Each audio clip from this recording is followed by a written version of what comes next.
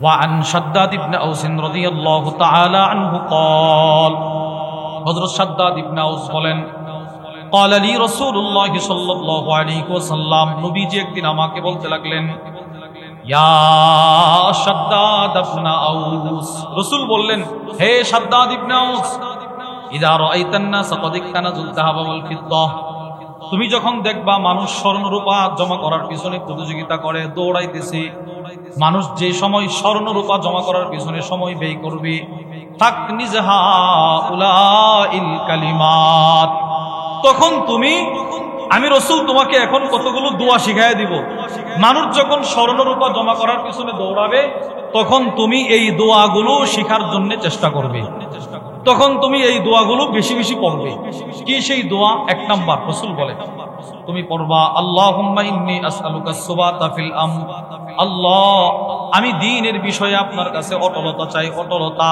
ওয়াল আযিমাতা আলার রুশদি আল্লাহ আমি হেদায়েতের উপরে আযিমতের সাথে থাকতে চাই আল্লাহ আমি হেদায়েতের উপরে অটল অবিচল থাকতে চাই সুবহানাল্লাহ বলেন কিসের উপরে বলেন কিসের উপরে বলেন আল্লাহ বলেন আমাদেরকে মৃত্যু পর্যন্ত হিদায়াতের উপর অটল রাখুন বলেন আমিন এটা গুরুত্বপূর্ণ একটি দোয়া এরপরে নবীজি কি বলে জানেন আল্লাহর রাসূল বলে শাদ্দাদ তুমি বলবা আল্লাহুম্মা ইন্নী আসআলুকা কলবান সালিমা আল্লাহ আমাকে একটা জান্নাতি দিল দিয়ে দেন জান্নাতি দিল ওয়া লিসানান সাদিকা আল্লাহ আমাকে একটা সত্য জবান দিয়ে দেন সুবহানাল্লাহ বলেন দেখেন নবীজি সাহাবীর কি দোয়া শিখাইতেছে তুমি আল্লাহর কাছে চাইবা আল্লাহ আমি আপনার কাছে একটা সত্য জবান চাই একটা সত্য জিহ্বা চাই নবীজি তাহলে এক নাম্বার বলেন তো ঈমানের ফাউন্ডেশন কিসের উপর সততার উপর বলেন কিসের উপর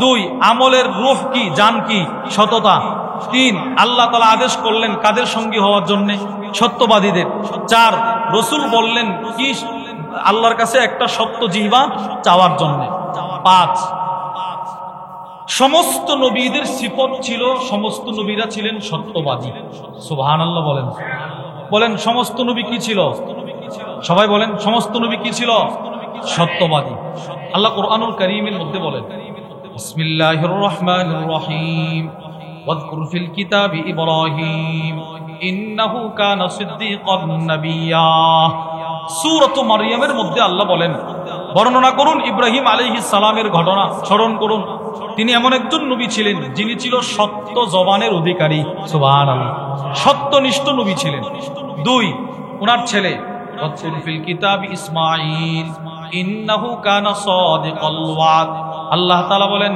ইসমাঈল আলাইহিস সালাম ছিল সত্যনিষ্ঠ নবী সত্যবাদী নবী ওয়াযকুর ফিল কিতাবি ইদ্রিস ইন্নাহু কানা সিদ্দীকান নাবিয়্যা ইদ্রিস আলাইহিস সালাম ছিল সত্য নবী ইউসুফ আইয়ুহাস সিদ্দীক ইউসুফ আলাইহিস সালাম ছিল সত্য নবী সুবহানাল্লাহ বলেন তাহলে এই আয়াতগুলো থেকে কি বুঝলেন সব নবীরা কি ছিল সত্যবাদী তাহলে আমাদের নবীও কি ছিল আমাদের রাসূল যে সত্যবাদী এটার সাক্ষী স্বয়ং আল্লাহ দিয়েছেন আমাদের রাসূল সত্যবাদী স্বয়ং নবীজি নিজে সাক্ষী দিয়েছেন আমাদের রাসূল সত্যবাদী সমস্ত সাহাবারা সাক্ষী দিয়েছেন আমাদের রাসূল সত্যবাদী সমস্ত কাফেররা সাক্ষী দিয়েছে সুবহানাল্লাহ বলেন তাহলে চারটা কথা বলছি নবীজি সত্যবাদী সাক্ষী দিয়েছেন কে রাসূল সত্যবাদী সাক্ষী দিয়েছেন নবী নিজে রাসূল সত্যবাদী সাক্ষী দিয়েছেন সাহাবারা রাসূল সত্যবাদী সাক্ষী দিয়েছে কাফেররা আল্লাহ তাআলা সাক্ষী দিয়েছেন তার দৃষ্টান্ত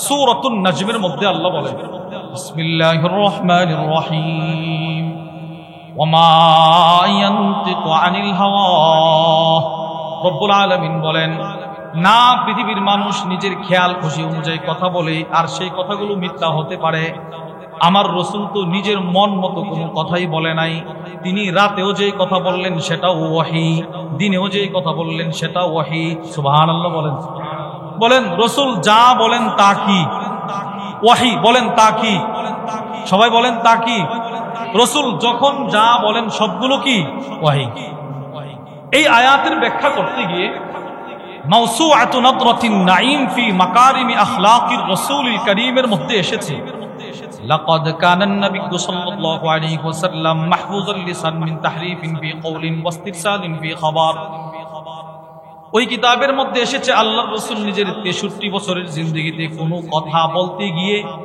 আল্লাহ যা যা রাসূলকে জানাইছেন তাই বলছেন, নিজের থেকে একটা শব্দ বাড়ান নাই। সুবহানাল্লাহ বলছে। আরে আমরা একটা সংবাদ সরাইল দেখে আসছি, ব্রাহ্মণবাড়িয়া দেখে আসছি, বিশ্বরূপ মোড়ে দেখে আসছি, কোট্টাপাড়ার মোড়ে দেখে আসছি, আশা বলতে গিয়া নিজের থেকে কম বেশি হয় না বলেন? রসুলের এইগুলো হয় নাই। যতটুক যেটা যদ্দূর সত্য রসুল ততটুক বর্ণনা করছেন। সুবহানাল্লাহ বলেন। তাহলে এই আয়াত থেকে আমরা বুঝলাম নবীজি কখনো মিথ্যা কথা সাক্ষী দিয়েছেন কে? দুই, স্বয়ং নবীজি সাক্ষী দিতেছেন। আবু দাউদ শরীফের বর্ণনা, وعن عبد الله بن عمرو رضي الله تعالى عنهما قال, আব্দুল্লাহ ইবনে আমর থেকে বর্ণিত, তিনি বলেন, কুনতু আকতুবু কুল্লা শাইইন আসমাউহু মির রাসূলিল্লাহি সাল্লাল্লাহু আলাইহি ওয়াসাল্লাম উরিদু হিফযাহু। আব্দুল্লাহ ইবনে আমর বলেন, আমি আল্লাহর রাসূলের কাছ থেকে যা শুনতাম সব লিখে ফেলতাম। সুবহানাল্লাহ বলেন। আমি নবীজির কাছ থেকে যা শুনতাম সব লিখে ফেলতাম, উরিদু হিফযাহু, মুখস্থ করার সুবিধার্থে। সুবহানাল্লাহ। ছাত্ররা ক্লাসে উস্তাদের পড়া লেখে, ছাত্র স্কুলে স্যারের কি লেখে, পড়া লিখে ফেলে। যারা বুদ্ধিমান, যারা চতুর চালাক, কেন এটা পরীক্ষার সময় কাজে লাগবে মুখস্থ করার জন্য। তো সাহাবী আব্দুল্লাহ ইবনে আমর বলেন, আমি আমার জীবনে রাসূলের যত কথা শুনছি সব লিখে ফেলতাম। মহব্বতটা কেমন ছিল, কি পরিমাণ রাসূলকে বিশ্বাস করতেন, সব লিখে ফেলছেন। আচ্ছা, এবার আপনি বলেন, নবীজির সবগুলো কথা যিনি লিখছেন তিনি কি রাসূলের পিছ ছাড়ছে কখনো? না, সব লিখছে, সব লিখছে। এবার কুরাইশ গোত্রের মানুষ এটা শুনছে। ফানাহাতনি কুরাইশ, সাহাবী আব্দুল্লাহ ইবনে আমর বলে, কুরাইশ গোত্রের সব মানুষ আমাকে নিষেধ করলেন, এই মিয়া নবীজির সব কথা লিখবা না। কেন? ওয়াকালু আতাকতুবু কুল্লা শাইইন তাসমাউহু ওয়া রাসূলুল্লাহি সাল্লাল্লাহু আলাইহি ওয়াসাল্লাম বাশার। কুরাইশ গোত্রের মানুষ সবাই এসে বলতে লাগলেন, হে আব্দুল্লাহ, তুমি রাসূলের সব কথা কি লিখে ফেলো? বলে, হ্যাঁ। আরে কেন লেখো? নবীজি তো একজন সাধারণ মানুষ। ইয়াতাকাল্লামু ফিল গদাবি ওয়ার রিদা, নবীজি কখনো রাগের হালতে কথা বলেন, রাসূল কখনো আনন্দ চিত্রে কথা বলেন। আল্লাহর রাসূল কখনো রাগের হালতে কথা বলেন, নবীজি কখনো আনন্দের সাথে কথা বলেন। মানুষের দুইটা অভ্যাস, দুইটা সিফত, হয়তো মানুষটা আনন্দে থাকে অথবা মানুষটা রাগে থাকে, রাগে মন ভালো থাকে না, মেজাজ খারাপ থাকে। সব কুরাইশ গোত্রের মানুষ আব্দুল্লাহকে বলতে লাগলেন, তুমি সব কথা লিখবা না। নবীজি রাগের হালতেও কথা বলে, এটাও তুমি লেখো। নবীজি হাসা হাসা কথা বলে, ওইটাও তুমি লেখো। লেখার দরকার নাই। আব্দুল্লাহ ইবনে আমর ইবনুল আস চিন্তা করে, এরা তো কথাটা ঠিকই বলছে। ফাআমসাকতু আনিল কিতাব, তিনি আর কোনো কথা লেখেন না। এবার নবীজির সব কথা লেখা তিনি বন্ধ করে দিলেন, আর লেখেন না। এবার সাহাবী বলেন, ফাযাকারতু যালিকা লিরাসূলিল্লাহি সাল্লাল্লাহু আলাইহি ওয়াসাল্লাম, কয়েকদিন পর আমি নবীজির কাছে পড়া ঘটনা বর্ণনা করলাম। ইয়া রাসূলুল্লাহ, আপনার সব কথা আমি লিখতাম, কিন্তু এই কুরাইশ গোত্রের মানুষ আমাকে বলছে সব নাকি লেখার দরকার নাই। আপনি হেসে হেসেও কথা বলেন, রাগের হালতেও কথা বলেন, সব লেখার দরকার নাই, এজন্য আমি লিখি না। নবীজি কষ্ট পাইছে। এবার রাসূল কি বলে দেখেন, ফাআউমা বি উসবুহি ইলা ফি, রাসূল নিজের শাহাদাত আঙ্গুলিটা এইভাবে রাসূল নিজের মুখের দিকে দিলেন। সুবহানাল্লাহ বলেন। এইভাবে রাসূল এইভাবে দিয়েছেন। নবীজি এইভাবে দিয়া রাসূলের মুখের দিকে হাতটা দিয়া বলতেছেন, ফাওয়াল্লাযী নাফসি বিয়াদিহি, ওই আল্লাহর কসম যে আল্লাহর হাতে আমি মুহাম্মদ সাল্লাল্লাহু আলাইহি ওয়াসাল্লামের জান, ওই রবের কসম, তুমি আমার কাছ থেকে যা শুনবা সব লিখে ফেলবা, সব লিখে ফেলবা, সব লিখে ফেলবা। আমি রাগের হালতে কথা বললে ওইটাও তুমি লিখবা, আমি হেসে হেসে কথা বললে ওইটাও তুমি লিখবা। কেন লিখবা জানোনি? মা ইয়াখরুজু মিনহু ইল্লা হাক্কুন, আমি রাসূলের জবান দিয়ে যখন যে কথাটা বের হয় সবগুলো কথাই সত্য কথা। বলেন, সব কথাই কি কথা? তাহলে আমার রাসূল হেসে হেসে কথা বললেও কি? সবাই বলে না, আমার রাসূল রাগের হালতে কথা বললেও কি? এবার আমার রাসূল দিনের আলোয় কথা বললেও সত্য, আমার নবীজি রাতের অন্ধকারে কথা বললেও সত্য। সুবহানাল্লাহ। রাসূল সব সময় সত্য কথা বলতে, সব সময়। নবীজি হেসে হেসে রসিকতা করে কোনো কথা বলছে ওইটাও সত্য। শামাইলুত তিরমিজির বর্ণনা, হাসান রাদিয়াল্লাহু তাআলা আনহু বর্ণনা করেন, ওয়া আনিল হাসান রাদিয়াল্লাহু তাআলা আনহু قال, হাসান থেকে বর্ণিত তিনি বলেন, আতাত আজুজুন নবী সাল্লাল্লাহু আলাইহি ওয়াসাল্লাম, এক বৃদ্ধা মহিলা নবীজির দরবারে আসছেন। বুড়া এক মহিলা নবীজির দরবারে আসছেন। فقالت يا رسول الله, এসে বলতে লাগলেন, হে আল্লাহর রাসূল, কি? উদউ লি আইয়ুদখিলানি আল্লাহুল জান্নাহ, আপনি তো নবী, আপনি একটু আল্লাহর কাছে আমার জন্য দোয়া করে দেন, আল্লাহ যেন আমাকে আল্লাহর জান্নাতের বান্দা বানায়া দেয়, আল্লাহ যেন আমাকে জান্নাতের বান্দি, আমাকে জান্নাতে ঢোকায়া দেয়, একটু দোয়া করে দেন। বৃদ্ধা মহিলা নবীর কাছে দোয়া চাইছে, আপনি একটু দোয়া করেন আল্লাহ যেন আমারে জান্নাত দেয়। আল্লাহর রাসূল বলে, ইন্নাল জান্নাতা লা ইয়াদখুলুহা আজুজ ইয়া উম্মা ফুলান, হে অমুকের মা শোনো, কোন বৃদ্ধা মহিলা জান্নাতে প্রবেশ করবে না। নবীজি একটু রসিকতা করে বলছে, আর কোন বুড়া মহিলা জান্নাতে কি করবে না? প্রবেশ কর, বলেন না কি? কে কে? কোন বৃদ্ধা মহিলা, বুড়া মহিলা জান্নাতে প্রবেশ করবে না। এই মহিলা বুঝে নাই, সে কষ্ট পাইছে। সাহাবী বলে, হাওয়াল্লাতিল আজুজ তাবকি, মহিলাটা কাঁদতে কাঁদতে নবীজির দরবার থেকে একটা দৌড় দিয়ে চলে যায়। আল্লাহর রাসূল পরক্ষণে বলতে লাগলেন, আখবিরুহা, ও সাহাবারা, এই মহিলাকে সুসংবাদ দিয়ে দাও, আল জান্নাহ লা ইয়াদখুলুহা ওয়াহিয়া আজুজ, শোনো, জান্নাত এমন একটা জায়গা, সেই জান্নাতে এই মহিলা বৃদ্ধা অবস্থায় প্রবেশ করবে না। সুবহানাল্লাহ। আরে সে বুঝে নাই আমার কথা। ওয়াহিয়া লা তাদখুলুহা আজুজ, সে জান্নাতে প্রবেশ করবে না বৃদ্ধা অবস্থায়। কেন তুমি জানো না? আল্লাহ বলছে, ফাইন্নাল্লাহ তাআলা ইয়াকুল, স্বয়ং আল্লাহ বলছে, ইন্না আনশানাহুন্না ইনশাআ ফাজআলনাহুন্না আবকারা, পৃথিবীর সমস্ত মুমিনা বৃদ্ধা নারীদেরকে আমি আল্লাহ তাআলা চিরকুমারী বানায়া জান্নাতে ঢুকাবো। কাকে? যে কখনো নামাজ ছাড়ে নাই, কাকে? যে কখনো ইবাদত ছাড়ে নাই, কাকে? যে কখনো পর্দার বিধান লঙ্ঘন করে নাই। ওই সমস্ত মহিলারা, এরা দুনিয়াতে নামাজ পড়তে পড়তে বৃদ্ধা হয়ে গেছে, পর্দার বিধান মানা অবস্থায় বৃদ্ধা হইছে, এদেরকে আমি আল্লাহ চিরকুমারী বানায়া জান্নাতে ঢুকাইয়া দেব, সমস্ত হুরদের সর্দারনি বানায়া দেব। সুবহানাল্লাহ। তাহলে আমরা পাইলাম, নবীজি হেসে হেসেও কি সত্য কথা? রাসূল কি মিথ্যা কথা বলছে? না। 2 নম্বর দৃষ্টান্ত, এইগুলো আখিরাতের ক্ষেত্রে। দুনিয়ার ক্ষেত্রে নবীজি সত্য কথা বলতেন। ইমাম শামসুদ্দিন যাহাবী রাহিমাহুল্লাহ তার বিখ্যাত কিতাব সিয়ার আ'লামিন নুবালার মধ্যে নিয়ে এসেছেন, হুজুর সাল্লাল্লাহু আলাইহি ওয়াসাল্লামের এক সাহাবী ছিলেন, খাদেম ছিলেন, নাম সাফিনা। বলেন কি নাম? সবাই বলেন, বলেন সাফিনা, বলেন, আবার বলেন। সাফিনা শব্দের অর্থ হলো নৌকা, নৌকা, জাহাজ। কোন দূর? আসসালামু আলাইকুম। জি ভাই, কোন দূরে ভাই? আচ্ছা আচ্ছা, ইনশাআল্লাহ। জি, সাফিনা শব্দের অর্থ হলো নৌকা। বলেন, সাফিনা শব্দের অর্থ কি? নৌকা। কোন ধরনের নৌকা? নৌকা তো বিভিন্ন ধরনের আছে। একটা হচ্ছে শুধু মানুষ পারাপার করে, ডিঙ্গি নৌকা, ছোট কোষায় নৌকা। আর একটা হচ্ছে বড় নৌকা, জাহাজ, স্টিমার। এই শব্দটির ব্যাখ্যা করতে মুআজামুল গনির মধ্যে অর্থ লেখা হয়েছে, মারকাবুন বাহরিয়ুন লিনাকলিল মুসাফিরিন ওয়াল বাদাই, এমন নৌকাকে সাফিনা বলে যে নৌকা মানুষ সহ মালামাল সহ এক পার থেকে আরেক পারে নিয়ে যায়। এর মানে ছোট নৌকা না বড় নৌকা? বড় নৌকা। রাসূলের একজন খাদিম ছিল, নাম সাফিনা। তো সাফিনা শব্দের অর্থ যেন কি? নৌকা। আপনি বলেন, নৌকা কি কোনো মানুষের নাম হতে পারে? মনে করেন একজনের নাম সিএনজি, এটা কি কোনো নাম হতে পারে? ট্রাক কোনো নাম হতে পারে? ট্যাক্সি কোনো নাম হতে পারে? না। আরবরা তো এদের শব্দ দেখেই বুঝে ফেলছে, এটা কোনো নাম হতে পারে না।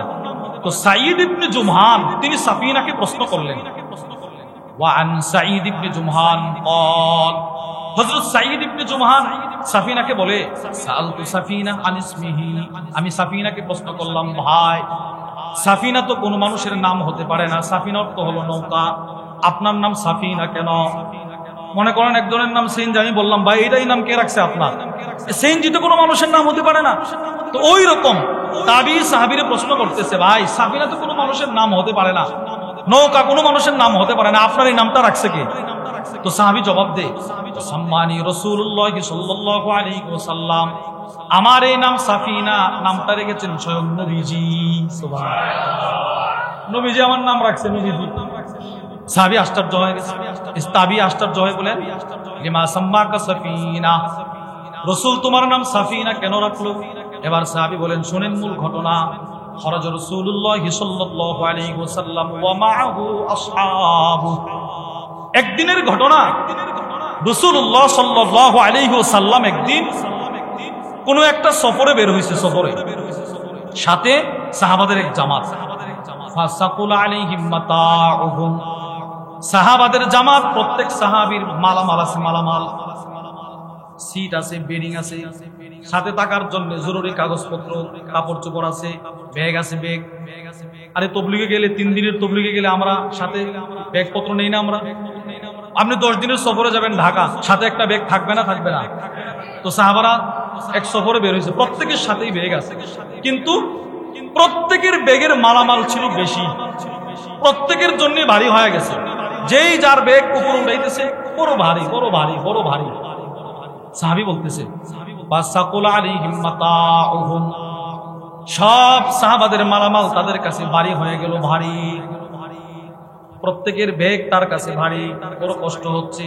নবীজি দৃশ্যটা দেখছে। নবীজি এবার দেখে কি বলে জানেন? আল্লাহর রাসূল বলে, এই সাফিনা তুমি দিকে আসো। নবীজির খাদেম রাসূল বললেন, উবসুত কিসাক, সাফিনা তুমি তোমার চাদরটা একটু বিছিয়ে দাও। সুবহানাল্লাহ। রাসূল বলতেছে, সাফিনা তুমি তোমার চাদরটা একটু বিছায়া দাও। বড় এক চাদর ছিল ওনার, চাদরটা বিছায়া দিছে। ফাজালু ফীহি মাতাআহুম, সব সাহাবারা এদের মালামালগুলো তার চাদরের মধ্যে রেখে দিলেন। সবার মালামাল রাখছে চাদরে। এবার আল্লাহর রাসূল বললেন, সবগুলো মালামাল চাদর দ্বারা বাঁধো, বেঁধে সাফিনার কাঁধে দিয়ে দাও। সুবহানাল্লাহ। যেই মালামালগুলো প্রত্যেক সাহাবী নিজেরা বহন করা কষ্ট, নবীজি সবগুলোর একটা চাদরে বেঁধে এই সাহাবীর কাঁধে দিবার জন্য বলতেছে। সেও স্বতঃস্ফূর্তভাবে জি দেন ইয়া রাসূলুল্লাহ, আমি প্রস্তুত আছি, দিয়ে বলে ইহমিল ফা ইন্নামা আনতা সাফিনা, এ সাফিনা তুমি এটা বহন করো, কারণ তুমি হলো একটা জাহাজ। নবীজি এই কথাটা বলছে। বলার পরে সাফিনা এবার কি বলে দেখেন, রাসূল কিন্তু বলছে রসিকতা করো। আমরা অনেক সময় বলি বাবা হের শরীরে আলীর শক্তি, মানে আলী রাদিয়াল্লাহু তাআলার শক্তি খুব বেশি ছিল। তো আমরা অনেক সময় কি বলি যে মাশাআল্লাহ, 2 মনের একটা পূজাটা সে মাথায় নিতে পারছে, অনেক শক্তি আছে মাশাআল্লাহ। তো হুজুর সাল্লাল্লাহু আলাইহি সাল্লাম বললেন, এই তুমি এটা বহন করো, তুমি তো একটা জিন্দা নৌকা, জাহাজ। সাফিনা বললেন, সকলের মালামাল আমি বহন করছি, আল্লাহর কসম। নবীজি বলছে তো, ফালাউ হামালতু ইয়াউমাইদিন বিকরা বাঈরিন আও বাঈরাইন আও সালাসা আও আরবা আও খামসা আও সিত্তা আও সাবআ, আল্লাহর কসম ওই দিন যদি একটা উট যেই পরিমাণ মাল বহন করতে পারে, না না 2টা উট যেই পরিমাণ মাল বহন করতে পারে, আরে রাখো 2টা উট, 3টা উট যেই পরিমাণ মাল বহন করতে পারে, না 4টি উট যেই পরিমাণ মালামাল বহন করতে পারে, 5টি উট যেই পরিমাণ মালামাল বহন করতে পারে, 6টি উট যেই পরিমাণ মালামাল বহন করতে পারে, রাখো তোমার 6টি। সাফিনা বলে, আল্লাহর কসম 7টা উট যেই পরিমাণ মালামাল তার কাঁধে, তার পিঠে বহন করতে পারত, ওই পরিমাণ মালামাল যদি ওই দিন আমার কাঁধে দেওয়া হতো, রাসূল যে আমাকে সাফিনা বলছে, আল্লাহ পাক রাসূলের মুজিজা প্রকাশ করতে গিয়া আমার শরীরে 7 উটের শক্তি দিয়ে দিয়েছে। কি পরিমাণ নবীজি সত্যবাদী ছিলেন এবার দেখেন। একটা উট, একটা মোটামুটি ভালো উট, এটা সর্বনিম্ন 200 কেজি মালামাল বহন করতে পারে। বলেন কয়শো কেজি? এর মানে কয় মন? 5 মন না? 40 কেজি কত? 1 মন না? তাহলে 200 কেজি কত? আচ্ছা এবার আপনি বলেন, একটা উট সর্বনিম্ন 200 কেজি, সর্বোচ্চ 450 থেকে 500 কেজি। সুবহানাল্লাহ বলেন। এজন্য উটকে বলা হয় মরুভূমির জাহাজ, মরুভূমির জাহাজ। এবার আপনি হিসাব করেন, 7টা উট যদি 200 কেজি করে বহন করে, তাহলে 1400 কেজি। হযরত সাফিনা বলে, রাসূলের মুখ দিয়ে আমাকে বানানো হয়েছে জাহাজ। আল্লাহ তাআলা আমার শরীরে এই পরিমাণ শক্তি দিছিল, ওই দিন যদি 1400 কেজি কোনো মালামাল আমার কাঁধে দেওয়া হতো, মা সাকুলা আলাইয়া, আমার কাছে কোনো ভারী মনে হতো না। কোনোই মানুষের জ্ঞানে ধারণ করার কথা না। হুজুর সাল্লাল্লাহু আলাইহি সাল্লাম মেরাজের রজনীতে, এক রাত্রিতে নবীজি মক্কা থেকে ফিলিস্তিন চলে গেছে, নবীজি চলে গেছে, আরো উপরে গেছে, ওইটা রাসূল আয়েশা মক্কায় প্রথমে বলে নাই। আম্মাজান আয়েশা আস-সিদ্দিকা রাদিয়াল্লাহু তাআলা আনহা থেকে বর্ণিত, তিনি বলেন লাম্মা উসরিয়া বিন নবী সাল্লাল্লাহু আলাইহি ওয়াসাল্লাম ইলাল মসজিদিল আকসা, আল্লাহর রাসূল যেদিন ইসরা অর্থাৎ রোজি মক্কা থেকে যেদিন ফিলিস্তিন গেলেন রাতে ভ্রমণ করে, পরের দিন সকালে রাসূল আয়েশা মক্কায় বলতেছে, শোনো আমি গত রাত্রে ফিলিস্তিন গেছি, সুবহানাল্লাহ, আমি গত রাত্রে বাইতুল মাকদিসে নামাজ পড়াইছি, সুবহানাল্লাহ, নবীজি সব বলতেছে। কিন্তু ফারতাদ্দা নাসুম মিম্মান কানু আমানু বি, যেই সমস্ত মানুষ নবীজির প্রতি ঈমান এনে ফেলেছিল বা আনার উপক্রম, মানে ঈমান এনে ফেলবে, রাসূল না দূর থেকে চিন্তা করতেছে না লোকটা ভালো, ঈমান আনা যায়, এই ধারণা যাদের ছিল এরাও এই কথাটা বিশ্বাস করতে পারে না। শোনা, এটা বিশ্বাস করা যায় না।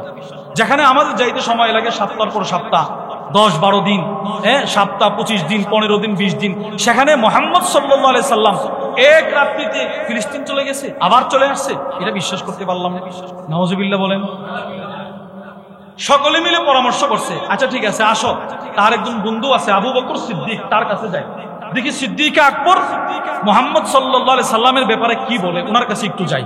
গেছে ওনার কাছে, ফাহাল্লাকা ইলা সাহিবিক, সকলে মিলে আবু বকর সিদ্দিক রাদিয়াল্লাহু তাআলা দরবারে গেলেন, গিয়ে বলতে লাগলেন, হে সিদ্দিক আকবর, বলে কি? তো তোমার দোস্ত দাবি করতেছে আন্নাহু উসরিয়া বিহিল লাইলা, সে নাকি গত রাতে বাইতুল মাকদিস গেছে, আবার চলে আসছে। তুমি কি এটা বিশ্বাস করো? আমাদের তো বিশ্বাস হচ্ছে না, তুমি কি এটাও বিশ্বাস করবা মুহাম্মদের? সিদ্দিক আকবর বলে, লাইন কানা কল, যদি আমার দোস্ত মুহাম্মদ সাল্লাল্লাহু আলাইহি সাল্লাম এই কথা বলে থাকে, আমি সত্যায়ন করলাম নবীজি সত্য বলছেন। চিন্তা করেন, এটা তো যদি ওই জমানায় আমি আপনি থাকতাম বিশ্বাস করতাম না, এটা কোনোভাবে সম্ভব নেই। এক রাত্রিতে গিয়ে আপনি চলে আসছেন, এটা সম্ভব না। সাহাবায়ে কেরাম, সিদ্দিক আকবর উনি বিশ্বাস করছে, উনি সত্যায়ন করে দিচ্ছেন। এরপর উনি বলে, রাখো, রাসূল তো কম বলছে, কম। তখনও পর্যন্ত আবু বকর সিদ্দিক জানে না রাসূল যে মেরাজ করে আসছে। সিদ্দিক আকবর নিজের থেকে বলতেছে, নবীজি কম বলছে। রাসূল যদি এই কথাও বলতো যে আমি এক রাত্রিতে শুধু বাইতুল মাকদিস না, প্রথম আকাশ, দ্বিতীয়, তৃতীয়, আরশ আজিম, লৌহ কলম, কুরসি, জান্নাত জাহান্নাম দেখে আসছি, আমি ওইটাও বিশ্বাস করতাম। নবীরে কি পরিমাণ সত্যায়ন করছে সাহাবা। তাহলে আখিরাতের ক্ষেত্রে নবীরে সাহাবারা সত্যায়ন করছে না, করছে না? রাসূল সত্যবাদী ছিলেন না, ছিলেন না? এবার দুনিয়ার ক্ষেত্রে আবু দাউদ নাসাই শরীফের বর্ণনা, হযরত উমারাহ ইবনে খুজাইমা থেকে বর্ণিত, তিনি বলেন, আমার একজন চাচা যিনি রাসূলুল্লাহ সাল্লাল্লাহু আলাইহি সাল্লামের সাহাবী, وعن عمارة بن خزيمة أن عمه حدثه وهو من أصحاب النبي صلى الله عليه وسلم, হযরত উমারা ইবনে খুজাইমা যার চাচা একজন সাহাবী, তিনি বর্ণনা করেন, আন্নান নবী সাল্লাল্লাহু আলাইহি ওয়াসাল্লাম ইবতাআ ফারাসাম মিন আ'রাবিয়্যিন। খেয়াল করে শুনেন, ওনার চাচা বলেন আল্লাহর রাসূল এক গ্রাম্য ব্যক্তি থেকে একটা ঘোড়া কিনছে। ঘোড়া বলেন কি কিনছে? কার থেকে কিনছে? এক গ্রাম্য ব্যক্তি থেকে। হাদিসের আগে পরে মিলাইলে দেখা যায় ওই গ্রামের লোকটা ছিল মুনাফিক। বলেন কি ছিল? মুনাফিক। নবীজি তার কাছ থেকে একটা ঘোড়া কিনছে, অনেক সুন্দর ঘোড়া। ফাস্তাতবাহুন নবী সাল্লাল্লাহু আলাইহি ওয়াসাল্লাম লিয়াকদিয়াহু থামানা ফারাসি। নবীজি ঘোড়ার মালিককে বললেন, এই মিয়া সাথে করে আমি টাকা আনি নাই, তুমি আমার সাথে আমার বাড়িতে আসো, বাড়ির থেকে তোমার টাকাটা আমি তোমাকে দিয়ে দিব। সুবহানাল্লাহ বলেন। আরে কুরবানির সময় আপনার নিয়ত আছে একটা গরু কিনবেন, হঠাৎ করে দেখতেছেন কোটাপাড়ার মোড় দিয়ে একটা গরু যাইতেছে, নিয়ে যাইতেছে মালিক, বড় সুন্দর, পছন্দ হয়েছে, দরদামও বলছে, বলতেছেন ভাই দিয়ে দাও, আসো বাড়ির থেকে টাকাটা নিয়ে যাও। মানে ঘটনাটা এরকম হয়েছে আর কি। নবীজির পছন্দ হয়েছে, রাসূল ঘোড়া কিনে ফেলছে, আর বলছে আমার সাথে আসো, আমার বাড়ি থেকে তোমাকে তোমার দেনাটা দিয়ে দিচ্ছি। এবার দেখেন, فأسرع رسول الله صلى الله عليه وسلم المشيا وأبطأ الأعرابي। নবীজি খুব দ্রুত হাঁটতে লাগলেন নিজের বাড়ির দিকে, তাড়াতাড়ি তার দেনা পরিশোধ করতে হবে। আর যেই ঘোড়ার মালিক সে ধীরে ধীরে হাঁটতেছে, ধীরে ধীরে হাঁটতেছে। নবীজি তাড়াতাড়ি হাঁটে, সে ধীরে ধীরে হাঁটে। রাসূল অনেক সামনে চলে গেল, ঘোড়ার মালিক অনেক পিছনে পড়ে গেল। এবার ঘোড়া কিন্তু ঘোড়ার মালিকের হাতে, সে নিয়ে আসতেছে। فعرض الأعرابي فعرض يعترضون الأعرابية فطفق رجال يعترضون الأعرابية। কিছু গ্রামের কিছু মানুষ রাস্তায় দাঁড়ায় রয়েছে, এদের সামনে দিয়ে এই লোকটা ঘোড়াটা নিয়ে যাইতেছে। ফাতাফিকা রিজালুন ইয়াতারিদুনাল আরাবিয়্যা, কিছু মানুষ রাস্তায় দাঁড়ায় ছিল, এদের সামনে দিয়া ওই লোক ঘোড়া নিয়ে যাইতেছে, নবী তো অনেক দূরে সামনে। ওই মানুষগুলো এরা এই লোককে বলতেছে, ভাই তোমার ঘোড়াটা অনেক সুন্দর। এরা আবার নতুন করে তার সাথে দরদাম শুরু করে দিচ্ছে, এই ঘোড়াটা বিক্রি করবা, অনেক সুন্দর ঘোড়া। ওয়ালা ইয়াশউরুন আন্নান নবী সাল্লাল্লাহু আলাইহি ওয়াসাল্লাম ইবতাআহু, এই মানুষগুলো জানতো না রাসূল যে ঘোড়াটা কিনে ফেলছে। নবী যে ঘোড়াটা কিনছে এরা কি করে নাই? বলেন এরা কি করে নাই? আর জানারও কোনো বোঝার কোনো উপায় নাই, নবী তো অনেক দূরে, প্রয়োজনই না, নবী অনেক দূরে আর সে অনেক পিছনে। এরা ভাবতেছে এই তো লোকটা মনে ঘোড়া বিক্রি করার জন্য নিয়ে যেতেছে, বলতেছে ভাই ঘোড়া বিক্রি করবা, বিক্রি করলে কত দিব বলো, সব দরদাম করতেছে।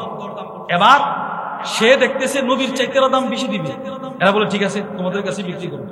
নাউজুবিল্লাহ বলেন। এবার ঘোড়ার মালিক নবীরে ডাক দিছে, ফানাদাল আরাবিয়্যু, ঘোড়ার মালিক সেই গ্রাম্য লোকটা মুনাফিক নবীর একটা ডাক দিয়া বলে, ইন কুনতা মুবতা আন হাদাল ফারাস ইল্লা বি'তুহু, হে মুহাম্মদ পড়েন সাল্লাল্লাহু আলাইহি ওয়াসাল্লাম। ঘোড়ার মালিক বলে, এই নবী তুমি কি এটা কিনবা? তুমি কি আমার ঘোড়া কিনবা? যদি না কিনো ঘোড়াটা কিন্তু আমি এদের কাছে বিক্রি করে দেব। নাউজুবিল্লাহ বলেন। এবার আপনারা হাদিস বুঝে থাকলে বলেন তো, ঘোড়াটা সে রাসূলের কাছে বিক্রি করছে না করে নাই? এখন দাম বেশি পেয়েছে, এখন নবীরে বাদ দিয়ে এদের কাছে বিক্রি করে দিচ্ছে। হুজুর সাল্লাল্লাহু আলাইহি সাল্লাম তো হাঁটতেছেন, দ্রুত হাঁটতেছেন, নবীজির একটাই টেনশন যে সে তো আমার কাছে পাওনাদার, তার টাকাটা দিয়ে দিতে হবে।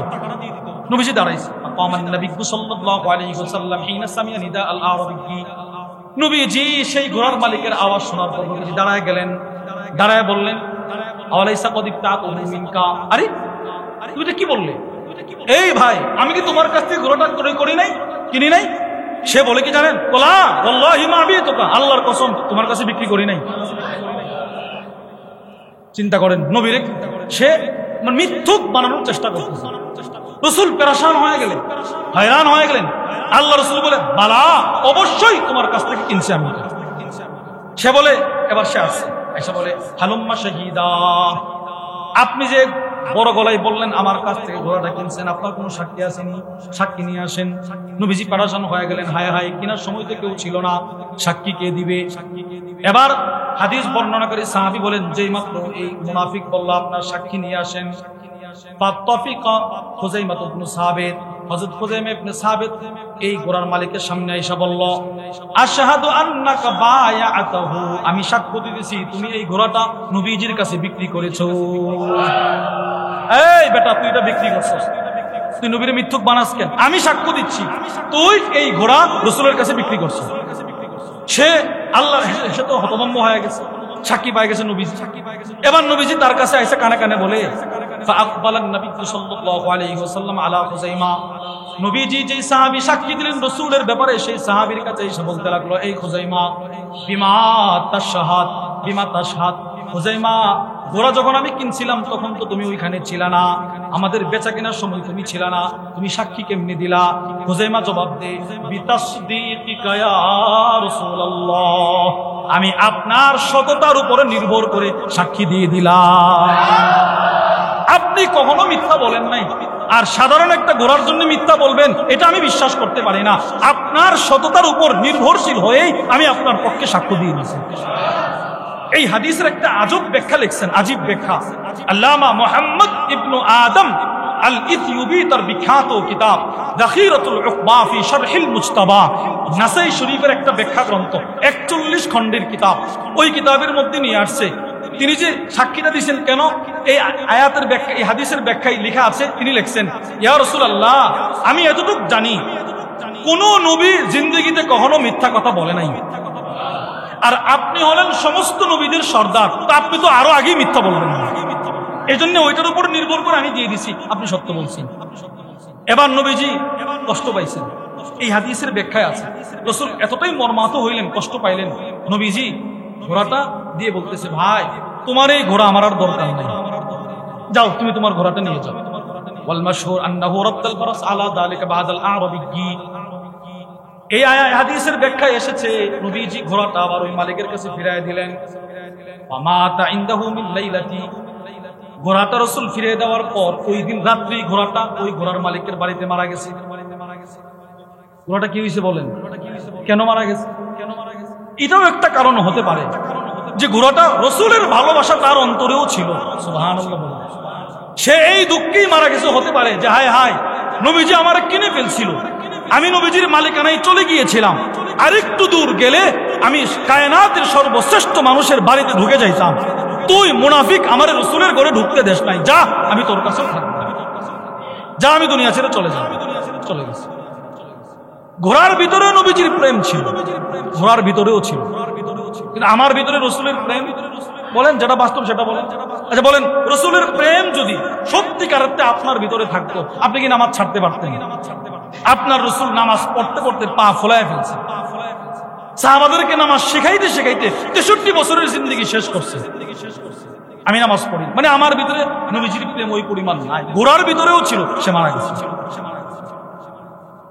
তাহলে আমরা পাইলাম হুজুর সাল্লাল্লাহু আলাইহি সাল্লাম দুনিয়ার ক্ষেত্রেও সাহাবারা নবীরে সত্যায়ন করছে না করছে না? এই যে ঘোড়া কেনার সময় সাহাবী গিয়ে বলি, ইয়া রাসূলুল্লাহ আপনি সত্যবাদী। এবার বলেন নবীজি খুশি হবে না হবে না? বলেন না, রসুল খুশি হবে না হবে না? এবার রসুল খুশি হয়ে একটা পুরস্কার দিয়েছে।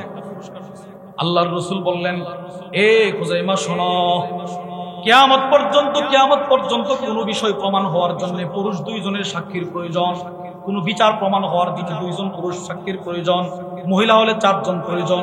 কিন্তু কোনো বিষয়ে তুমি যদি খুজাইমা সাক্ষী দাও, তুমি একজনই 2 জন পুরুষের সমান।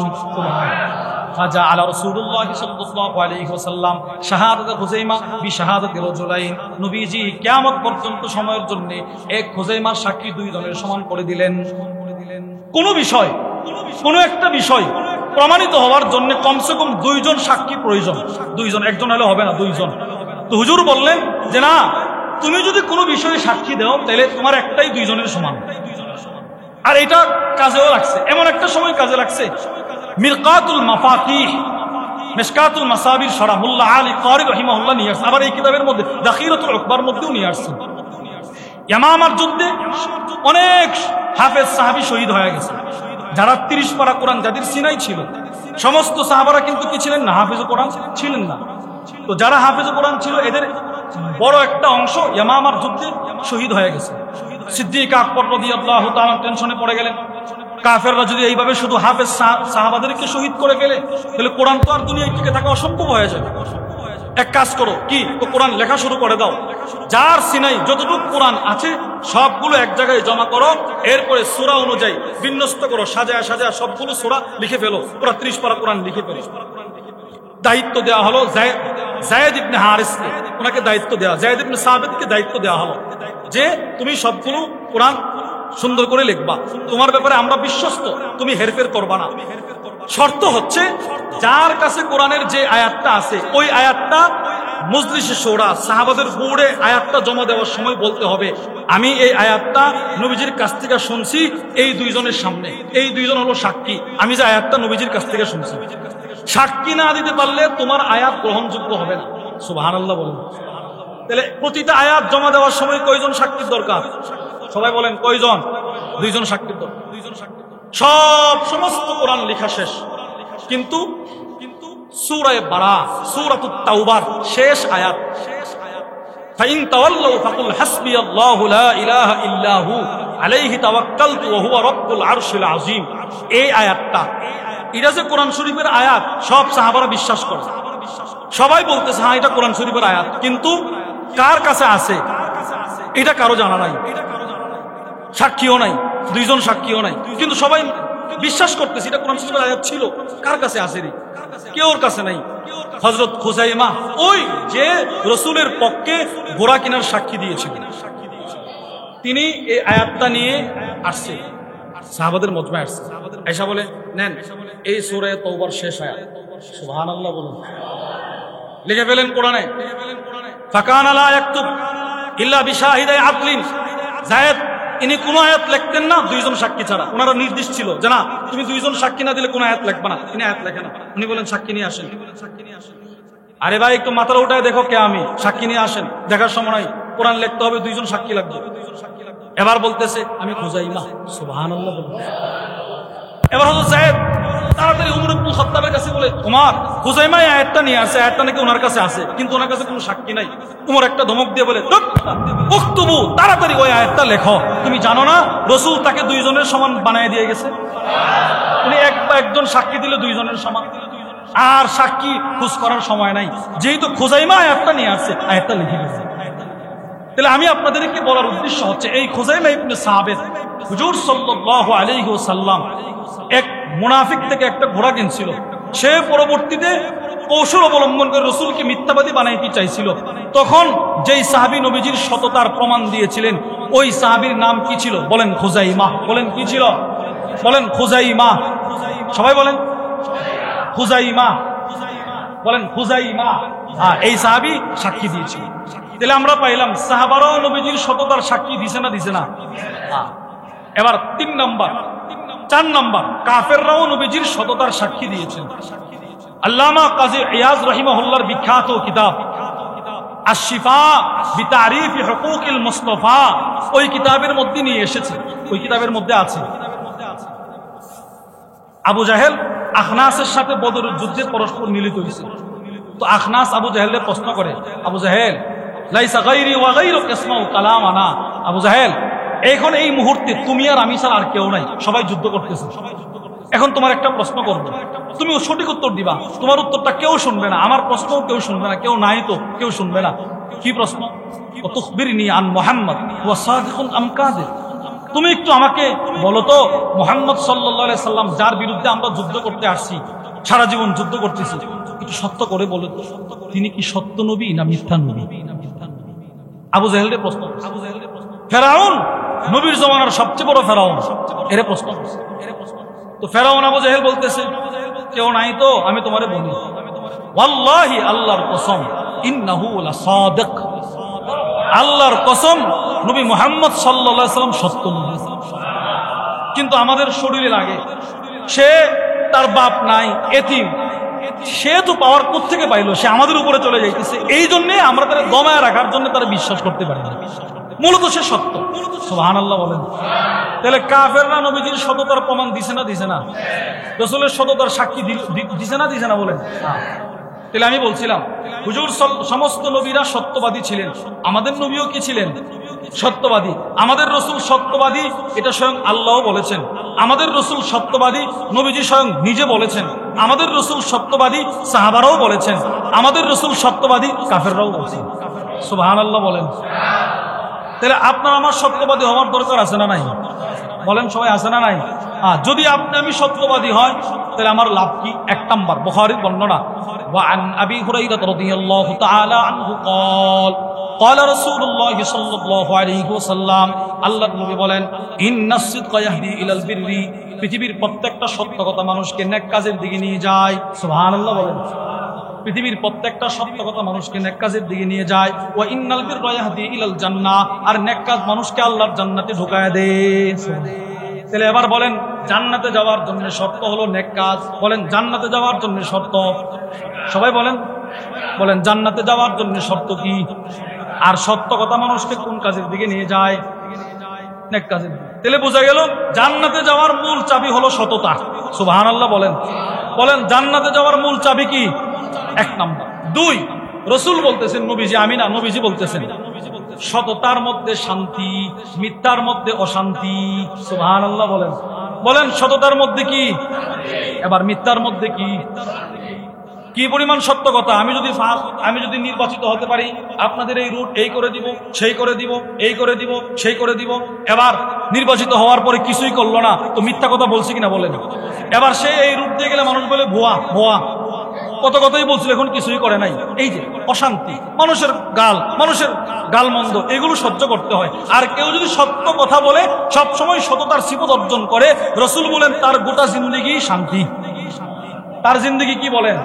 শান্তি। নবীজি বলতেছেন, আসিদকু তামানিনা, সততার মধ্যে শান্তি আর শান্তি, ওয়াল কাযিব রিবা, আর মিথ্যার মধ্যে অশান্তি আর অশান্তি। কে বলছেন? নবীজি। 3 নাম্বার রাসূল বলতেছেন, দেখেন 3 নাম্বার, আল্লাহর রাসূল বলেন, শোনো, কোনো ব্যবসায়ী যদি সত্য কথা বলে ব্যবসা করে, কোনো ব্যবসায়ী যদি সত্য কথা বলে ব্যবসা করে, কোনো ক্রেতা সত্য কথা বলে যদি মাল ক্রয় করে, কোনো সিএনজি চালক সত্য কথা বলে যদি সিএনজি চালায়, ভাড়া বাড়ায় না, যদ্দূর বাড়া তদ্দূরই সেন। কোনো ব্যবসায়ী নিজের থেকে কোনো মালের মূল্য বৃদ্ধি করে না অধিক মুনাফা লাভের জন্য, যদ্দূর যেটার দাম ততটুকু রাখে। কোনো ক্রেতা টাকাটা ছেঁড়া জানার পরেও সে যেন না দেখে আশ করে দিয়ে দে, এগুলো করে না, বলে দিতেছে ভাই এই টাকাটা একটু ছেঁড়া, দেখেন তো চলবে কিনা।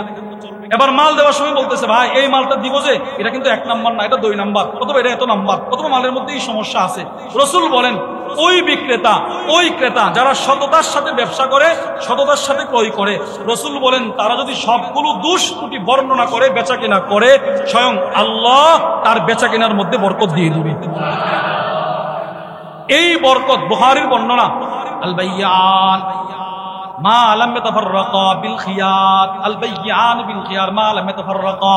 রাসূল বলেন ক্রেতা বিক্রেতা পৃথক হওয়ার আগ পর্যন্ত স্বাধীনতা থাকবে। ফা ইন সাদাকা, অভিযোজন যদি সত্য কথা বলে, ওয়া বাইয়ানা, ক্রেতাও যদি তার টাকাটা বর্ণনা করে দেয় এই সমস্যা আছে, একটু ছেঁড়া আছে কোনাটা, এবার বিক্রেতাও যদি মালটা দেওয়ার সময় বলে একটু সমস্যা আছে, অনেক আগের মাল, রাসূল বলেন বুরিকা লাহুমা ফি বাইইহিমা, অভিযোজনের কেনা বেচার মধ্যে আল্লাহ বরকত দিয়ে দিবেন। সুবহানাল্লাহ। এই হাদিসের প্রথম ব্যাখ্যা হলো আল্লামা ইমাম বদরুদ্দিন আইনি রাহিমাহুল্লাহ উমদাতুল কারির মধ্যে লেখেন, যেই বিক্রেতা কিয়ামত মৃত্যু পর্যন্ত সত্য বলে বলে বেচা কেনা করবে তার মাল কখনো কমবে না। সুবহানাল্লাহ। আরে 1 কেজি মাল 800 গ্রাম 1 কেজি বাড়া, যে কোনো ভাবে পুলিশে খাটায়া ঠুঙ্গা বড় রাইখা হোক, যেইভাবে হোক, নিচের চম্বুক দিয়ে হোক, যেইভাবেই হোক, সেইগুলো কেন করে তার মাল যেন কিনা হোক না কমে। বুঝেন নাই কথা? মনে করেন 6টা মালটা দিলে 1 কেজি হয়, কথার কথা। এখন সে কোনোভাবে একটা কৌশল খাটায়া 5টা মালটাই যেন 1 কেজি হয়ে যায়, এরকম করতেছে কেন? তার একটা মালটা যেন তার বন্টনে না কমে। রাসূল বলতেছে না, 6টা তুমি 6টা দিয়ে দাও, তোমার মাল কমবে না। আমি চাইতেছি কি ধোকা দি। যারা ধোকা দিবে, যে ব্যবসায়ী ব্যবসার মধ্যে ধোকা দিবে, রাসূল বলেন সোজা কবর থেকে উঠে জাহান্নামে যাবে। নাউজুবিল্লাহ বলেন, জোরে বলেন নাউজুবিল্লাহ। তাহলে ব্যবসার মধ্যে কি করা বলেন? সততা। কোন ব্যবসায়ী ব্যবসার মধ্যে সততা অবলম্বন করেছে, কোন ক্রেতা তার ক্রয়ের মধ্যে সততা অবলম্বন করেছে, রাসূল বলেন এর বরকতে আল্লাহ তার বংশের মধ্যে, না উলামা ইকরাম বলেন এর বরকতে আল্লাহ তার বংশের মধ্যে বড় আলেম দিয়ে দিবে। ইমাম বুখারী রাহিমাহুল্লাহর আব্বার ইন্তেকালের সময় আহমদ ইবনে হাফস একজন বড় বুজুর্গ ছিলেন। আহমদ ইবনে হাফস উনি শেষ দেখার জন্য তার বাড়িতে গেছেন, মাতার কাছে বসে তো বলতেছে কোনো কিছুর কি চাহিদা আছে? কোনো কিছুর চাহিদা নাই। আহমদ শোনো, আমি বুকে হাত দিয়ে বলতে পারি, আমি ইমাম বুখারী, আমার নাম ইসমাইল, আমি ইসমাইল আমার জিন্দেগিতে হাদিসও পড়াইছি, ব্যবসাও করছি। আলহামদুলিল্লাহ আমি আমার ব্যবসার মধ্যে 1টা টাকা হারাম উপার্জন করি নাই। 1টা টাকা তো হারাম উপার্জন করি নাই তো নাই, এমনকি 1টা টাকাও সন্দেহযুক্ত 1টা টাকাও আমার ইনকামে আসে নাই। সুবহানাল্লাহ বলেন। হতে পারে এই বরকতে আল্লাহ ইমাম বুখারী আমার ঔরসে দিয়ে দিয়েছেন। ইমাম বুখারী সততা, ব্যবসার মধ্যে সততা ছিল। বলেন ইনশাআল্লাহ, বলেন ইনশাআল্লাহ। আমি নাই মিথ্যা বলে 1 কেজি কমাইলাম, তো আল্লাহ যদি আমাকে রূপ দিয়ে আমার এই 1 কেজি না 10,000 কেজির টাকা নিয়ে যায় 1 রূপ দিয়ে, তাহলে বরকত কোথায়? বরকত সততার মধ্যে বরকত। 2 নাম্বার, সত্যবাদী ব্যবসায়ী যেই এলাকায় থাকবে ওই এলাকায় আল্লাহ আযাব গজব দিবে না। সুবহানাল্লাহ বলুন। সততার ব্যবসায়ী যারা থাকে, পৃথিবী বিখ্যাত ইলমুল কিরাতের একজন ইমাম ছিলেন, নাম হামজা ইবনে হাবিব। অনেক বড় বুজুর্গ, অনেক বড় মুহাদ্দিস, অনেক বড় মুফাসসির। পাশাপাশি ওনার সবচেয়ে বড় পরিচয় ছিল উনি ছিলেন ইলমুল কিরাতের একজন ইমাম। ওনার হাজার হাজার ছাত্র, কিন্তু ওয়াকানা ইয়াজলিবু যাইতা মিন হুলওয়ান ইলাল কুফা, ইনি হুলওয়ান থেকে কুফা তেল বিক্রি করতেন, তেল। সুবহানাল্লাহ বলেন। হাদিসও পড়াইতেন, বয়ানও করতেন, কোরআনও পড়াইতেন, আবার ব্যবসাও করতেন, তেল বিক্রি করতেন। আবার কখনো কখনো আখরুট ফল পনির ওইগুলো বিক্রি করতেন এক এলাকা থেকে আরেক এলাকায়। কিন্তু ওয়াকানা রফিআদ যিকরি, ইনি এমন একজন ব্যবসায়ী যিনি ব্যবসার সময় মাল যখন বিক্রি করে, মালটা বিক্রি করার পর ওনার জবান জিকিরের তাসবিহ পরিপূর্ণ ছিল। সুবহানাল্লাহ। ইনি মাল দিতেছেন আর বলতেছেন সুবহানাল্লাহ সুবহানাল্লাহ সুবহানাল্লাহ সুবহানাল্লাহ, আলহামদুলিল্লাহ আলহামদুলিল্লাহ আলহামদুলিল্লাহ আল্লাহু আকবার, আল্লাহু আকবার, আল্লাহু আকবার, আল্লাহু আকবার। মাল দেওয়ার সময় তিনি তাসবিহ পড়েন, টাকা নেওয়ার সময়ও তাসবিহ পড়েন। এবার আগের জমানায় ভার দিয়ে দিয়ে বাড়ি বাড়ি মাল বিক্রি করা হতো, এবার ভার কাঁধে নিয়ে তিনি তাসবিহ পড়তেন, ভার কাঁধে নিয়ে তাসবিহ পড়তেন। কখনো বলতেন না এই তেল লাগবে কি, এই পনির লাগবে, এই আখরোট লাগবে। ওনার তাসবিহ ছিল ওনার যে মাল আছে এটার প্রমাণ। সুবহানাল্লাহ। তাসবিহ পড়ে পড়ে তিনি মাল বিক্রি করতেন, মাল বিক্রি করতেন। ওনার জমানাতে অনেক বড় একজন বুজুর্গ ইবনু ফজল রাহিমাহুল্লাহ বলেন, আল্লাহ তাআলা আন্নাল্লাহা ইয়াদফাউল বালা আন আহলিল কুফা ইল্লা বিহামজাত ইবনে হাবিব। আমি ইবনু ফজল মনে করি আল্লাহ তাআলা কুফাবাসীর উপর থেকে বালা মুসিবত দূর করেছেন একজন সৎ ব্যবসায়ীর কারণে, একজন জিকিরওয়ালা ব্যবসায়ীর কারণে। তাহলে ব্যবসার ফাঁকে ফাঁকেও তাসবিহ আছে না নাই? আপনার এখন কাস্টমার নাই, এখন বসে বসে আপনার কি কাজ? মোবাইল টিপা? না, রাসূল বলেন তুমি ওই সময়টার জন্য তাসবিহ পড়ো। সুবহানাল্লাহ, সুবহানাল্লাহ, সুবহানাল্লাহ, সুবহানাল্লাহ, সুবহানাল্লাহ, সুবহানাল্লাহ, সুবহানাল্লাহ, সুবহানাল্লাহ। রাসূল বলেন তুমি যদি তোমার ব্যবসার কেশের উপরে বসে বসে, চেয়ারে বসে বসে একবার পড়ো সুবহানাল্লাহ, এদিকে তোমার দুনিয়ারও ব্যবসা হবে, ওইদিকে জান্নাতেও ব্যবসা হবে। দুনিয়ার ব্যবসা কি? তোমার ব্যবসার মধ্যে আল্লাহ বরকত দিবে, তোমার ছেলে রিজিকের মধ্যে আল্লাহ বরকত দিবে, তোমার বিবির রিজিকের মধ্যে আল্লাহ বরকত দিবে, তোমার পরিবারে আল্লাহ বরকত দিবে। এবার আখিরাতের ব্যবসা কি? রাসূল বলেন মান ক্বালা সুবহানাল্লাহ, একবার কেউ যদি দুনিয়াতে সুবহানাল্লাহ পড়ে জান্নাতে একটা গাছ তার জন্য লাগানো হয়ে যায়। জমিনে পড়বেন একবার সুবহানাল্লাহ, জান্নাতে হয়ে যাবে একটা গাছ। এবার প্রশ্ন, হুজুর গাছটা কত বড়? বুখারীর বর্ণনা, আল্লাহর রাসূল বলেন ইন্না ফিল জান্নাতি লা শাজারা, জান্নাতের এক একটা গাছ, ইয়াসিরুর রাকিবু ফি জিল্লিহা মিয়াতাম লা ইয়াকতাউহা, জান্নাতের একটা গাছ, এটার চতুর্পাশে যদি জান্নাতি একটা ঘোড়া দিয়ে 100 বছর দৌড়ানো হয় ওই গাছের ছায়া শেষ হবে না। এবার গাছটা যদি এত বড় হয় তো গাছের ফলটা কত বড়? আল্লাহর রাসূল বলেন দুনিয়ার সবগুলো পাহাড় এক জায়গায় করলে যত বড়, ওই গাছের সবচাইতে ছোট ফলটা এর চাইতে বড়। বুখারী বর্ণনা। وعن أبي هريرة رضي الله تعالى عنه قال, আবু হুরায়রা রাদিয়াল্লাহু তাআলা আনহু থেকে বর্ণিত, তিনি বলেন আন্না রাজুলান, আল্লাহর রাসূল একদিন হাদিস বর্ণনা করতেছেন, আন্না রাজুলান ইস্তাদানা রাব্বাহু ফিজ জারঈ, নবীজি বলেন জান্নাতের ভিতরে এক ব্যক্তি আল্লাহর কাছে কৃষিকাজ করার অনুমতি চাইবে। কৃষিকাজ করার, বলেন কি কাজ করার? কৃষিকাজ করার। রাসূল বলেন আল্লাহ তারে অনুমতি দিবে। কিছু বলবে আগে, আল্লাহ বলবে এত নিয়ামত দিলাম এরপর তুমি এই কাজ করবা? আল্লাহ দেন না, করতে চায়, যাও করো। সে কৃষিকাজ করবে। বাদারা, সে একটা বীজ লাগাবে জান্নাতের জমিনে, একটা খালি দিবে।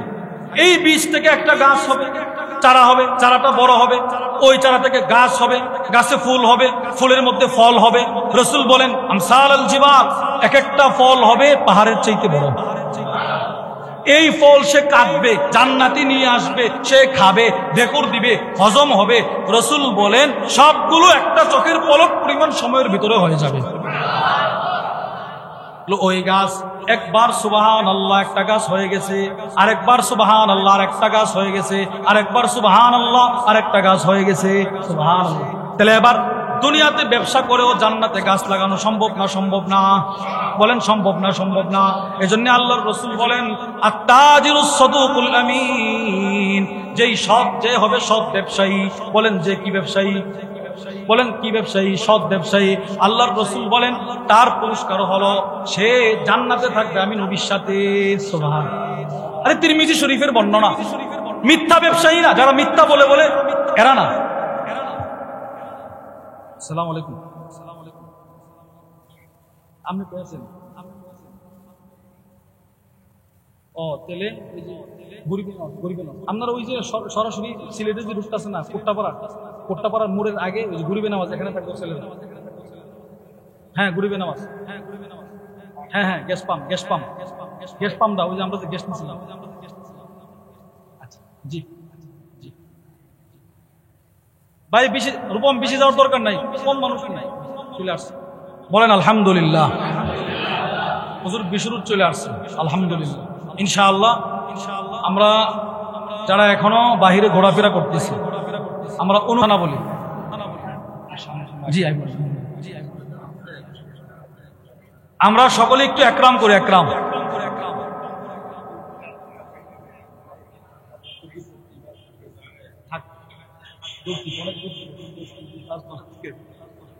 জি জি ভাই, আমরা একটু একরাম করি।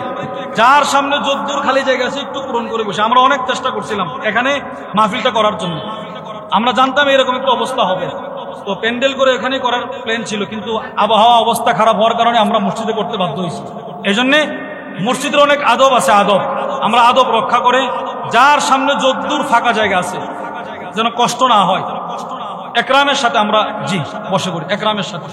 আল্লাহ রাব্বুল আলামিন কোরআনের মধ্যে বলেন, কেউ যদি মজলিসে কাউকে জায়গা দেওয়ার জন্য একটু সামনে অগ্রসর হয়, মানে একজনের জায়গার ব্যবস্থা করে দেয়, তো আল্লাহ জান্নাতে তার জায়গার ব্যবস্থা করে দেয়।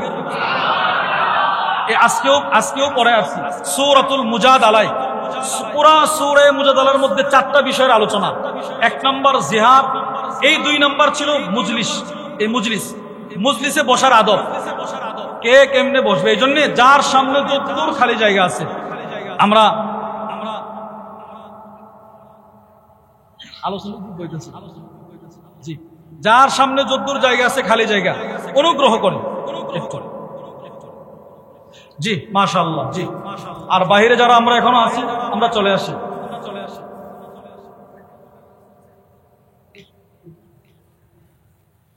তাহলে বলেন, ব্যবসায়ী সত্যবাদী মিথ্যাবাদী হবে না সত্যবাদী? বলেন কোন জবানের অধিকারী? সত্য জবানের। বলেন কোন জবানের? বলেন তো ঈমানের ফাউন্ডেশন কি? সততা। বলেন ঈমানের ফাউন্ডেশন, মুখস্থ করেন, ঈমানের ফাউন্ডেশন বলেন সবাই, বলেন ঈমানের ফাউন্ডেশন। বলেন না, এই কথাটা বলেন, বলেন ঈমানের ফাউন্ডেশন। বলেন আমার ঈমানের ফাউন্ডেশন সততা। আমলের রূহ, আমার আমলের রূহ সততা। রাসূলের ওসিয়ত সত্যবাদী হওয়া, আল্লাহর নির্দেশ সত্যবাদী হওয়া। সমস্ত নবীগণ সত্যবাদী ছিলেন, আমরাও সত্যবাদী। বলেন ইনশাআল্লাহ আমরাও সত্যবাদী হব। এবার ব্যবসায়ীও সত্যবাদী হতে হবে। যারা সততার সাথে ব্যবসা করে এদের 1 নম্বর পুরস্কার। নবীজি বলেন, ক্বালা রাসূলুল্লাহ সাল্লাল্লাহু আলাইহি ওয়াসাল্লাম, আত-তাজিরুস সাদুকুল আমিন মা'আন নাবিয়্যিন ওয়াস সিদ্দীকিন ওয়াস শুহাদা। যারা সত্য বলে বলে ব্যবসা করে, ব্যবসা, রাসূল বলেন তারা হাসরের ময়দানে থাকবে আমার সাথে। তাহলে ব্যবসা করেও নবীর সাথে থাকার সুযোগ আছে না নাই? 2 নম্বর পুরস্কার দেখেন। একদিন হুজুর সাল্লাল্লাহু আলাইহি সাল্লাম মসজিদে যাইতেছেন নামাজ পড়তে। وعن رفاعة رضي الله تعالى عنه قال حضرت رفاعة رضي الله تعالى عنه থেকে বর্ণিত, তিনি বলেন, خرج رسول الله صلى الله عليه وسلم, নবীজি একদিন ঘর থেকে বের হইলেন, ইলাল মুসাল্লা, নামাজ পড়ার জন্য মসজিদের দিকে, নামাজের জায়গার দিকে, সাথে আমিও ছিলাম। ফারাআন নাস ইয়াতাবায়াউন, নবীজি তাকায় দেখলেন ব্যবসায়ীরা ব্যবসা করতেছে, পুরোদমে মদিনার ব্যবসায়ীরা ব্যবসা করতেছে। নবীজি চাইতেছে নামাজে, মানুষ ব্যবসা করে। হঠাৎ করে নবীজি ডাক দিছেন, ইয়া মাশারাত তুজ্জার, হে ব্যবসায়ীরা শোনো। সব ব্যবসায়ীরা ঘাবড়ায় উঠছে, কে ডাক দিল রে? ফাস্তাজাবু লিরাসূলিল্লাহ, সব নবীজির ডাকে জবাব দিলেন, সাড়া দিলেন। ওয়া রাফাউ আ'নাকাহুম ওয়া আবসারাহুম ইলাই, সব ব্যবসায়ীরা ব্যবসা বন্ধ করে নবীজির দিকে তাকাইলেন, চোখ দিয়ে তাকাইলেন, গর্দান উঁচু করে তাকাইলেন। এবার তাকায় বললেন, ইয়া রাসূলুল্লাহ, জি বলেন। এবার আল্লাহর রাসূল বলতে লাগলেন, নবীজি বলতেছিলেন, আল্লাহর রাসূল বলেন, ইন্নাত তুজ্জার ইউবাসুনা ইয়াউমাল কিয়ামাতি ফুজ্জারা, পৃথিবীর সমস্ত ব্যবসায়ী হাসরের ময়দানে জাহান্নামী হয়ে উঠবে। নাউজুবিল্লাহ বলেন। কে বলতেছে? নবীজি। নবীজি কি মিথ্যাবাদী না সত্যবাদী? তাহলে এই কথাটাও কি? এই কথাটাও কি সত্য? রাসূল বলেন, ইন্নাত তুজ্জার ইউবাসুনা ইয়াউমাল কিয়ামাতি ফুজ্জারা, রাসূল বলেন সব ব্যবসায়ী হাসরের ময়দানে ফাজির হয়ে উঠবে, জাহান্নামী হয়ে উঠবে। তবে 3টা গুণ যে ব্যবসায়ীর ভিতরে থাকবে, 3টা গুণ। কয় গুণ? বলেন কয় গুণ? রাসূল বলেন, ইল্লা মানিত্তাকাল্লাহ, যে ব্যবসায়ী তার ব্যবসার মধ্যে আল্লাহকে ভয় করেছে। সুবহানাল্লাহ। যেই ব্যবসায়ীর ব্যবসা তাকে নামাজ থেকে বাধা দিতে পারে নাই, যেই ব্যবসায়ীর ব্যবসা তাকে তাবলীগ থেকে বাধা দিতে পারে নাই, যেই ব্যবসায়ীর ব্যবসা তাকে আল্লাহর জিকির থেকে বাধা দেয় নাই, যেই ব্যবসায়ীর ব্যবসা তার মালের যাকাত দিতে বাধা দেয় নাই। অনেক ব্যবসায়ী আছে যাকাত ওয়াজিব, যাকাত ফরজ, যাকাত দেয় না। বলেন আছে না নাই? আর দিলেও কেমনে জানেন? ওনার দোকানে আছে 5 লক্ষ টাকার মাল, উনি একটা আন্দাজ করে 6-7টা 10-12টা শাড়ি আইনা ফকির মিসকিন দিকে দিয়ে না। এইভাবে যাকাত দিলে যাকাত আদায় হবে না। বলেন নিজের মন মতো যাকাত দিলে যাকাত আদায়, এরকম মানুষ আছে না নাই? শিল্পপতি, অনেক টাকার মালিক, জীবনে কখনো হিসাব করে না, আন্দাজ করে দিয়ে দে না। ইসলাম বলে তুমি তোমার কত টাকা আছে সবগুলো তুমি হিসাব করো, হিসাব করে করে তুমি যাকাত দাও। একই তো হিসাব করে না। দ্বিতীয়ত নিজের থেকে কিনে দিয়ে দিচ্ছে না, নিজের থেকে কিনে দিলে যাকাত আদায় হবে না। আপনি বলেন যাকাত যার উপরে ফরজ, মনে করেন আপনার কাছে 1 লক্ষ টাকা, একটা দৃষ্টান্ত, এখান থেকে 2,500 টাকা এটা যাকাতের জন্য আলাদা হয়ে গেছে। এবারে 2,500 টাকার মালিক আপনি না অসহায় দরিদ্র? দরিদ্র। এটা অটোমেটিক আল্লাহ বানাই দিয়েছেন ফকিরদের জন্য, যারা যাকাত খাওয়ার উপযুক্ত, এদের জন্য আল্লাহ বানাই দিয়েছেন। এখন আপনার কাছে এক লোক 10,000 টাকা পায়, আপনার মনে করেন আমার কাছে একজন 10,000 টাকা পাইছে, তো আমি তারে বলছি ভাই তোমার টাকাটা আগামীকালকে দিয়ে দিবে। বাহ, আগামীকালকে 10,000 টাকা না দিয়া তাহলে 10,000 টাকার আম কাঁঠাল কোনো কিছু কিনা বলতেছি, ওই আমার কাছে 10,000 টাকা পাইছে এগুলোর বদলা তোমার এগুলো দিয়ে দিলাম। আচ্ছা বলেন তো, যে আমার কাছে টাকাটা পায় তার জবাবটা কি হবে? পাগল। কি হবে?